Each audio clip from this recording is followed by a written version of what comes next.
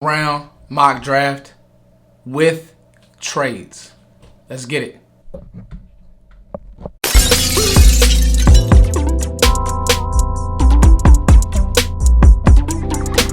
So we're approximately 8 days away, guys. Today's the 20th. 8 days away from the first day of the draft, the first night of the draft, Thursday, April 28th. I feel really, really good. It's so much happening in Cowboys land.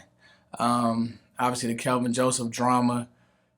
I'm not going to touch on that too much, but I will touch on the Deebo Samuel's news that he wants to be traded, and I'll give my quick thoughts.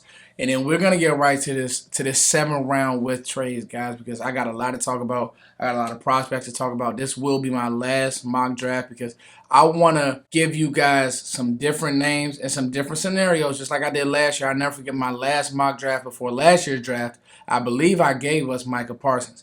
And I'm just throwing out things that trying to make it make sense, trying to get into the thinking of the Cowboys brain trust. But let's talk about Deebo Samuel for a second. Make no mistake, I was at the game. I saw his impact on the game. Make no mistake, if he's available, you need to at least do your due diligence. You need to see what would it take. Am I willing to part ways? Because I do believe, as much as I get on Kellen Moore for not knowing how to use a CD and how you bring him in and you figure it out. He's that good of an athlete. 1,400 yards receiving last year, almost 500 rushing. If you include the playoffs, 14 total touchdowns. Like, the guy is a game changer. His contact balance, his physicality, the way he plays after the ball. Like, everybody wants to call like Traylon Burks Deebo Samuels. There's only one Deebo Samuels, just like there's only one Des Bryant. I remember they called all these guys Des Bryant and Justin Blackman and all these guys. There's only one. And when you get these guys, they instantly change your offense. They instantly change how teams can defend you. And I just think quick game with him, raise up, get him the ball. Anything that you can do to get the ball and get him in space, you really don't have to overthink the athlete. So would I make the call? I would make the call. Like, I wouldn't think twice about it. The other news, the Stephen Jones and all that, guys, we know what we got in this team. We're going to draft. We're going to be the 2nd, 3rd, 4th, 5th, 6th day of free agency, and that's what we're going to do. That's how we're going to team build. It is what it is. I tell you guys all the time, don't get too worked up with the early parts of free agency. Did you know that Jaron Curse would be this good when we brought him in? Dallas has found gems in free agency. They've also found gems in the draft. They hit on some prospects last year, guys. And if Kelvin Joseph can keep himself clean and hopefully he dodged a bullet, who knows?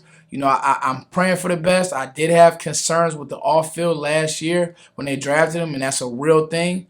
So hopefully he can kind of turn it around. He dodged this bullet, and I don't want to use that metaphor because somebody did lose their life. But hopefully he can turn it around because even he looks like he's going to be a player. You hit on Micah Parsons.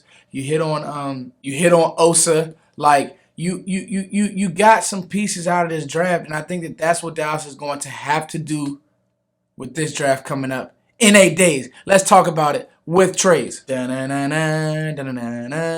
guys, with all the picks, I'm not going to do the whole highlight thing, but I do have a write-up, and I got the ticker going. Now, in the first round, let me get to my notes here. In the first round, guys, this is a name that people haven't talked about falling.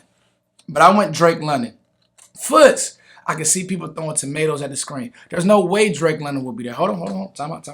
Never say no way. There was no way that we thought that CeeDee Lamb would be available when we drafted him 2 years ago. This has been the hardest year to do mock drafts for because I simply don't know where to put these guys at. And when I do simulators, okay, and when I write down notes, there's always a guy hanging around, and I'm like, man, he could play for Dallas. Now, let's talk about Drake London, the player. This guy, 6'4", and plays big and plays like a power forward, and his play strength and competitiveness is real. Do the injury concerns kind of worry you? Yes, they do. And that's part of the reason why he may fall. But there's no way I'm letting him get past Dallas. And what happened was I actually charted a trade situation. So I was able to make a trade with the Bills, okay? And let me read this right. We already had pick 88. The Bills were willing to give me pick 89 to move up one spot. They got a corner, and Dallas ended up trading back to pick 50. Excuse me. Dallas ended up trading back to pick 25, just one spot, and you still got your guy, and you got the extra draft pick. Here's my thinking in that situation. We need to get a lot of athletes in this building at needs. You better believe the same reason why I spent 5 minutes talking about a possible Deebo Samuel situation is the same reason why Dallas will draft a receiver at some point this year. CeeDee Lamb and James Washington to start the year will not cut it. You need some type of a threat. I think that Drake London would help because everybody says Dak needs a great route runner, and he does. Every quarterback needs a great route runner. But wouldn't you like to have a 6'4" athlete that is a jump ball freak, that has a huge strike zone, that has great hands, that's competitive after the catch, that when you throw him a slant, he knows how to get inside of these corners, he knows how to body them. Is he as explosive as Dez? No. But he really is Mike Evans. Like, he's so gritty after the catch, and he has some after the catch ability. It's not obviously, catch, run it, and go crazy, but he has some get the job done. You look at the Arizona game. I think that was 13 receptions. I wrote it down. Then I watched the Utah game. All he does is have 16 receptions in the Utah game. The guy can play football, and I think that if he slides, if you don't draft him and you want to get out of there, that's cool. But I think that if in this trade situation, Dallas was able to get an extra pick and they get a stud receiver, I'm not mad at it. Pick 56, we went Abram Lucas. Tackle, Washington State. Now, he's a right tackle in the league. That's what he is. Big frame. But I'm going to plug him in at guard. I love the way he run blocks. I love his frame. We're going to start at guard. We're going to draft another guard at some point, either this year or next year. Then we're going to kick him out to either right or left tackle. Maybe still goes to left tackle at some point in his career when Tyron Smith lays down. So I like Lucas because he has a lot of experience pass setting. And when you watch him pass it, and he's not a bad run blocker. Just the feet aren't great right now to be a starter in the NFL. They aren't good enough to be a starter in the NFL on the edge. But that's okay because development is a real thing. We saw it with Terrence Steele. He actually did develop in the league into a great tackle. So it can happen. And I think that's what Dallas has to do with this draft. I'm going to say this. This will be a Mike McCarthy draft. Because if I'm Mike McCarthy, I'm going out saying, hey, I'm swinging. And even if Mike were to trade up or do something crazy, if he messes it up, hey, it's somebody else's problem because all the owner tried to do was get rid of you this offseason and talk blah, blah, blah, blah, and you had to answer all these questions. So if I'm Mike, I'm going out with a bang. These both are Mike McCarthy picks. This is offensive picks. This helps Dak. This helps the running game. This helps the whole nine. I love it. Now, pick 88, Nick Bonito. Here's what I know about Nick Bonito. There's people who like him in the second round. There's people who like him in the fourth round. Foots loves him in the second round. This simulator had him sitting around in the third round. It could happen. People like Sam Williams more. They like the kid Drake more. So I like Bonito because I think that this is a Dan Quinn special. He has some off-ball ability. He flies around. Could his play strength be a little bit better? Yes. Is he going to set anybody's edge? Probably not. Can he blitz? Yes. Can he play off ball? Yes. And so to me, you bring him in the building and you just use him in different spots. Okay? And you just have now a very, very fast back end. You're hoping that Jabril Cox can come back and be healthy. But I think he has that edge ability that Dallas lost some. Now, you hear today that Fowler, he's excited about playing in. So I don't think that Dallas is going to be in as much, they're not going to be in as much trouble defensively, D-line, edge-wise, as they think. You still have DeMarcus Lawrence. But keep throw stuff at the wall. Something will stick. I think this is an athlete that, if nothing else, I'm bringing him in because he's played in a conference where they throw the ball. He knows how to get to the quarterback, and he can play in space because that's what you got to do in those conferences. You got to chase those backs out the backfield. You got to chase those tight ends. You got to carry those guys. So get him in the league, see what he can do, pair him with Micah, pair him with Jabril Cox. I like this pick. I like Bonito more than most, me personally. But I can see a situation where he is hanging around the third round because he's not for everybody. Just like London. Like, Drake London isn't going to be for everybody. Jameson Williams and Garrett Wilson and even Chris Olave with what he did at the Combine, those receivers are going to be for everybody.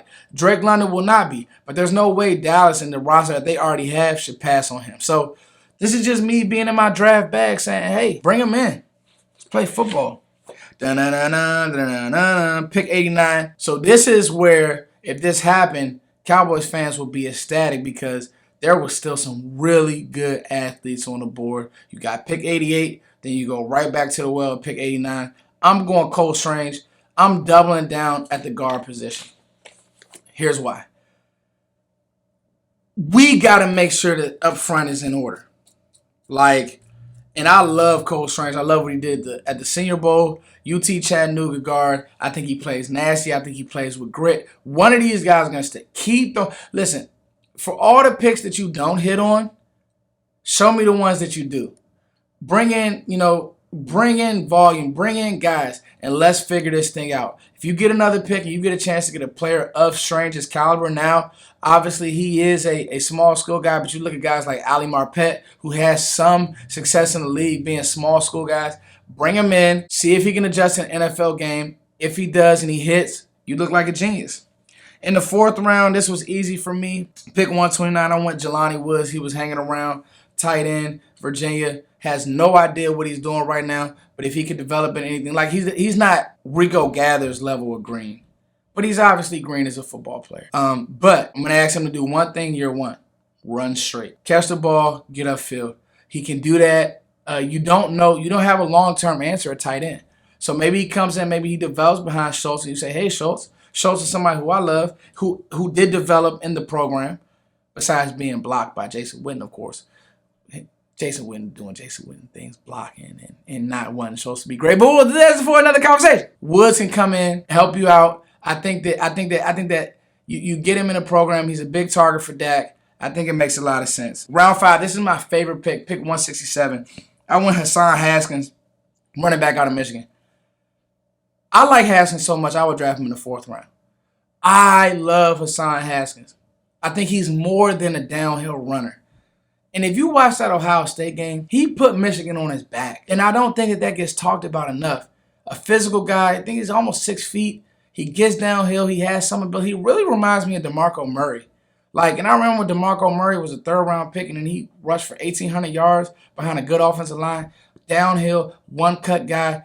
And Haskins is kind of that same. When you come to tackle him, you're going to feel it. And I still think that there is a place for that in the NFL. This is obviously going to be Zeke's last year. We're going to be going towards Tony Pollard. I believe that a guy like Haskins would be a great offset for Pollard, looking towards the future. And if Zeke does get hurt, last year he played on the limp knee. If Zeke does get hurt, he can be kind of a bell cow type of back. So I like Haskins a lot. This is probably my favorite pick of this draft. And then pick 176 and then 178 to wrap up the rest of the draft. I went Ellis Brooks, linebacker, Penn State, downhill player. And then I went 178. I went Chase Lucas, cornerback, Arizona State.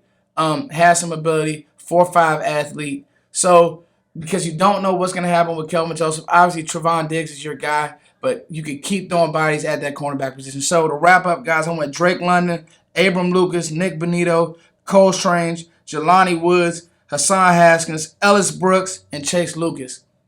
Got the extra pick from the Bills. This is my final draft, guys. This draft season is going to be crazy. I'm going to be giving y'all wall-to-wall coverage. I think I'm going to do two more position groups. I think I'm going to do receiver rankings because my receiver rankings are going to surprise you guys. And then I think I'm going to do interior offensive line, just really staying with our needs. But I hope you guys enjoy this. The Cash App is at the bottom of the screen. Follow me on all the networks. You know what time it is, on all the social networks, all that type of stuff. IG, Twitter, you know what time it is. It's your boy Foots, man. This draft cycle is almost done. That's crazy. We're here. Peace.